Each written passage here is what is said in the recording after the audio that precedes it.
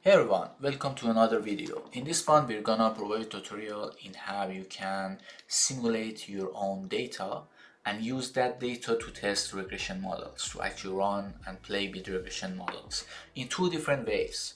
Using the already available functions, which is work as like a black box. You use it in some lines of simple code and it gives you your result, your coefficient, every regression result. Or you can, second way, you can create your own regression function and use that. And by doing so, you're gonna have an opportunity to understand regression a little bit better and apply it on a linear model, on a linear data model, where we create ourselves, and based on that we simulate the data.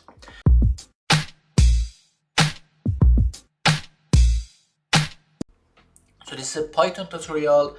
As always, all the resources open access project. The information is available, the code script and everything is available in our weblog, and if the link for that is in the description. This is the Python script that we're going to use, and again the goal for that is understanding and running regression a little bit better, and also how we can simulate data in Python in order to do so. First step is initial setting. As always, we install or run our packages that we need, some basic packages, some visualization packages, two statistical one. We're going to use that. This one we're going to use it to simulate our data and use it in a specific way you're going to see.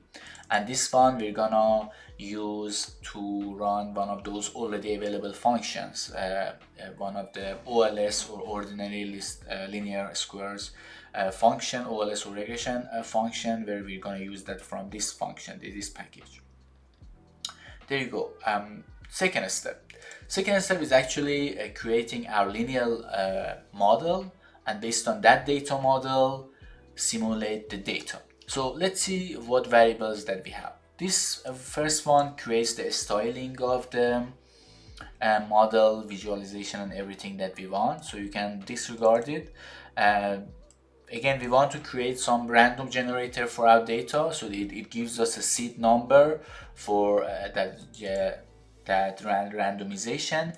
If you want to replicate the exact same numbers, even though it's randomly generated, we can always use the same seed number. So 1 2 3, if you always use this number, you're going to get the same numbers. But once you change that seed number, result is going to be different because it's randomly generated. Sample size, how many rows of observation you want to get, and we have three variables: x, w and y. W is our treatment effect, and it's essentially it's a binary variable. X and y are continuous variable. So let's have a look at the model that actually we want to see in theory. So we're gonna have a look at the model and some concepts, some theory, so we can understand what we have here a little bit better.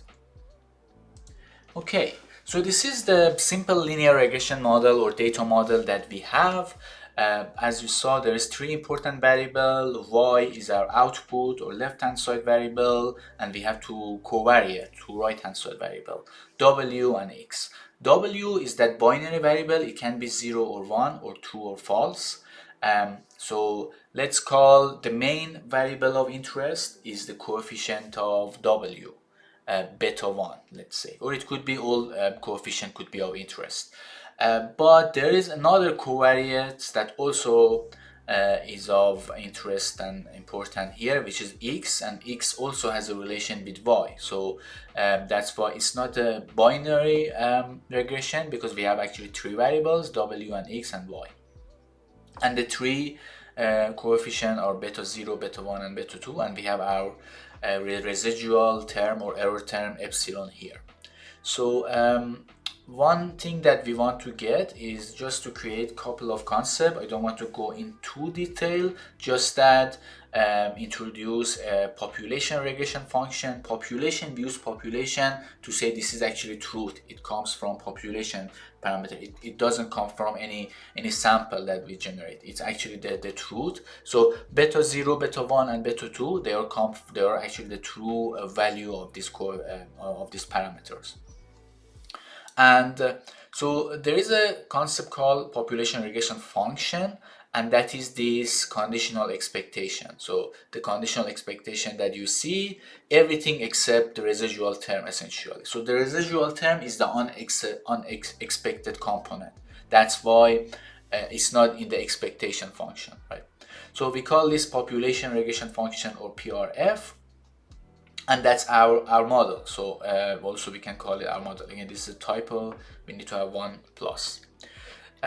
That's the function and the model that we have. So if you want to simulate the data, because we are actually creating what the two parameters should be, so we need to have a number for beta 0, beta 1, and beta 2, and we need to have some sort of distribution, a statistical probabilistic function to generate numbers for w, x, and y, right? So that's what we're gonna do next based on this model. So going back here, this is what we're gonna do. So this is a random and normal distribution function generate based on a random distribution with the mean and variance of 100. Let me actually correct myself, that is standard deviation, not variance. So that's the two variables that we have to specify what type of distribution this is, and then you have your number, the sample size here, and we want to round them, so we get some rounded numbers here. So the key thing here is the average, and also of course the higher this number is, the more volatile and changeable your numbers are. So the more probability you're gonna get numbers that are very different than 20, for example. That's your standard deviation. We're gonna create some sort of binomial distribution here, some sort of bivariate distribution to get 0 or 1, or actually we make it as a boolean, so you get true or false for w. So this is how I really recommend to simulate a binary variable when it only gets two value. So you have, of course, the mean is 1 because it's a 0, 1, fine, 0 because it's a 0, 1 type of value that it gets, and we're going to use a sigmoid function. So xpit is essentially is a reverse logic function. It gives you a nonlinear function. It's one of the nice well-behaved nonlinear function that you can use, and it kind of makes sense to use it if you want to simulate a binary variable. And again, similarly, normal distribution is the way to go for continuous variable. If you want to do a simulation and it's a simple simulation, you want to get some well-behaved and relatively simpler behavior, which we get here. The main thing here, actually, here where you want to create your true parameters of the model. Remember, we had a beta 0, beta 1, and beta 2 in the population regression functions. Beta 0 is 10, beta 1 is -5, so actually there is a negative relation and correspondence between w and y, but there is a positive relation between x and y. So that's your the interesting part, because y is the outcome variable, is we need to specify it here. And again, 5 is the standard deviation. The higher it is, the more volatile data you can get for y. And then we have all the things that we want, we put them together, and then we create our data as a data frame. There you go. Now we have everything as part of data object, and we can see everything. That's y data, x data, and as you can see, w is a binary boolean data, true or false, as you can see here. Now let's look at some summary stat, mean and standard deviation for x and y. And as we expected, this is kind of close to what we needed to have, 20 and 100, and it is actually, interestingly, this number in average. You get something close to 50, and then 200 as your standard deviation. And again, especially for x, which we get it here, we actually just use straight numbers. The bigger these numbers, the less error you have, and the closer you're gonna be your sample mean to population mean. So these are all population numbers, which are truth, right? But here where we actually look at the sample, which is of size 100,000, the statistic based on that are our sample statistics. So next step, we're gonna get the sample mean, and the sample mean here, or you can call it average treatment effect. Let's say we are interested in the coefficient, the effect, the correlation between W and Y. What is the difference for Y, which is our outcome variable, when W is true versus when W is false. So in the true model, we know that this is -5, so there is a negative relation. Now let's look at what the sample mean and how you can get the sample mean. So give me the mean of Y when W is equal to true, and then same thing when W is equal to false, and then what's the difference. So it's a sample mean difference, right? And give me that number. So that's what we do here. That's the most naive statistical measure when you want to get the relation between two variables, and one of the variables is a binary variable. And interestingly, we're gonna see that actually this is positive. So the average of your outcome variable is bigger when you have true Y as opposed to false.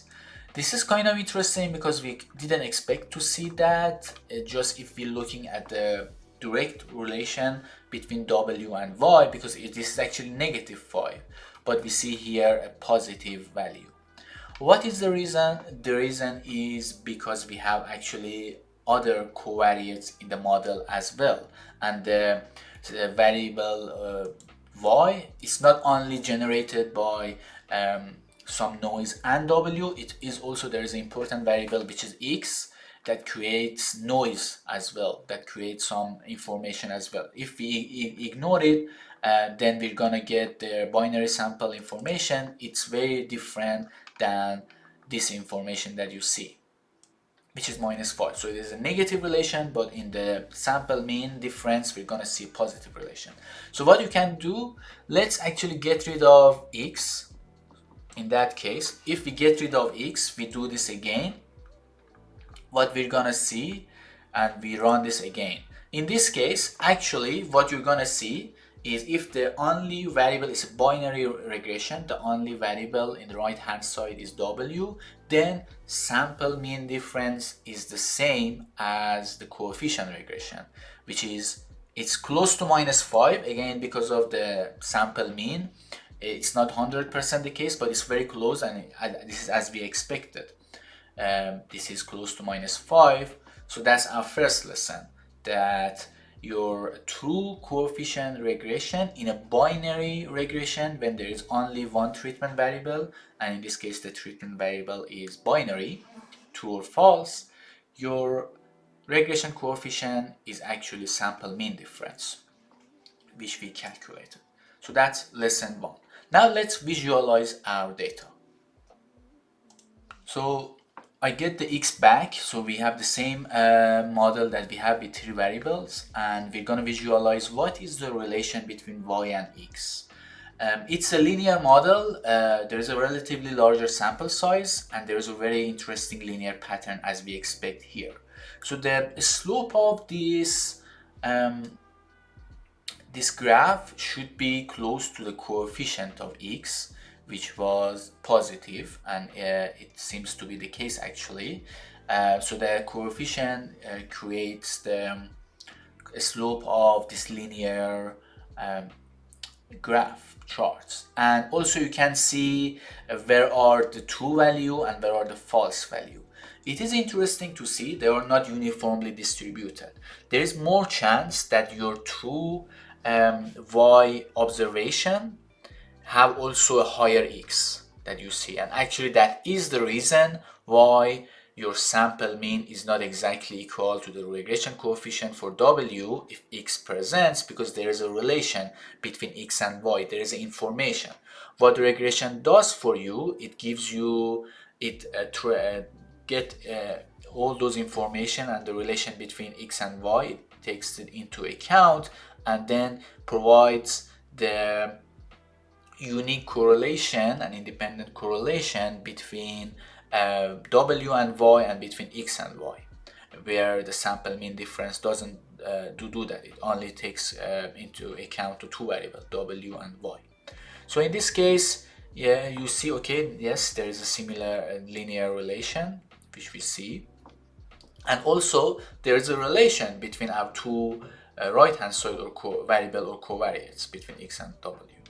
So in next, we're gonna run regression in two methods. The first method that we're gonna use is one of those readily available functions, which is OLS function, ordinary least squares. That's actually how you estimate statistically the regression. Simple regressions that we use here, using from this package. And this is how we already call it SMF, and we use the function. That's actually our model. The constant coefficient is already interpreted inside it. We have the data, we fit this to the data, the model to the data, and we call it model 1. And then we can get the summary result as a table, and there you go. There's some information, some statistical information in regression that you used to see. Let's just look at two information here, or three information, the coefficients. And as you see here, these information are close to what we expected in the true model. The true model was 10, minus 5, and 2. As you can see, again, there is some statistical noise, but they're very close to what we expect to see in the true model. And the true model was here, 10, minus 5, and 2 here. And of course, it's also one interesting exercise for you is to change this variable and choose a smaller sample size, like 100 or 10 or whatever, and see, you're going to see a very large noise, because the sample information going to be close to the population or true information as we have larger sample size. So one of the rules of statistics. So that's why it's also interesting to see the result as you change the sample size number n here. We have relatively large number here, which is kind of quick to run the code. It's not that large, but it is large enough that gives us kind of close result to what we expect to the true model. So this is sample equivalent to the population values, and they are kind of close to what we expect. Amazing. So that's regression method number 1. Regression method number 2 is using a function that we call regress here. That's a function that we create based on a formula. So this is a linear algebra formula, and let's actually see why we have this formula, how we get this formula in a very quick slide. So let's call all the covariates, the right hand side variable that we have, and concatenate them to one vector, which call them z. And then this is something that in regression we know that there is two conditions on error terms. One is the expectation of error terms given all the information from covariates. The conditional expectation is equal to 0. Now intuitively that means there is no information from epsilon, which was the error term.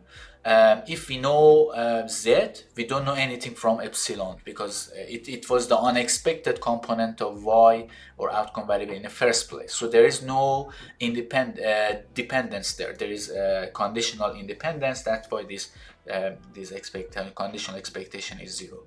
Also, this is an error term that by nature of its definition, because we defined regression as a conditional expectation function, and that's the residual term for that, on average the error term is equal to 0. So it's not a significant number, because if it's bigger than 0, it should be already accounted in the model. So we have these two conditions, I'm not gonna go through it further than this, but mathematically, if we expand on this to condition, we actually gonna get a very relatively straightforward closed form solution, a formula for beta. Beta is the vector for all the coefficients. So beta is a vector of beta 0, beta 1, and beta 2 in this example. You're going to get a matrix formula in here, algebraic formula, based on that, based on these two conditions. So we use this condition in the functions in the way that we're going to see, and that's how it gives us our own functions. Back to the Python script, that's how we define, and as you can see, this is exactly that matrix calculation that we had. We have the z, we transpose it, this is the matrix multiplication, and that's as we have, and we have to use the inverse function as well for z and y as the two input. Next, we're gonna essentially use this line of the code, which what it does, it takes away z, we grab z as the two covariates that we have. If you have more covariates, we're gonna do the same and just add them here. And then I'm gonna understand and define y as least variable based on the column here, or actually it's a series. And we're gonna add them in the function in here to the regress function, and we're gonna beta, as the formula suggests, is actually the coefficient that we had. This is also, of course, you can get the residual because using this. So E is going to be your residual or error term that you can get, and the beta is the list for or array of the coefficients. So we can actually run the array and see what's the value. As you can see, that's exactly the numbers that we expected. So this is identical numbers using the black box, that OLS function that also gives us the same thing. That's it. That's our tutorial. Hopefully this has been a useful tutorial conceptually and coding wise as well. Again, the information is available in the description if you want to play with this script and do your own customization. See you in next video.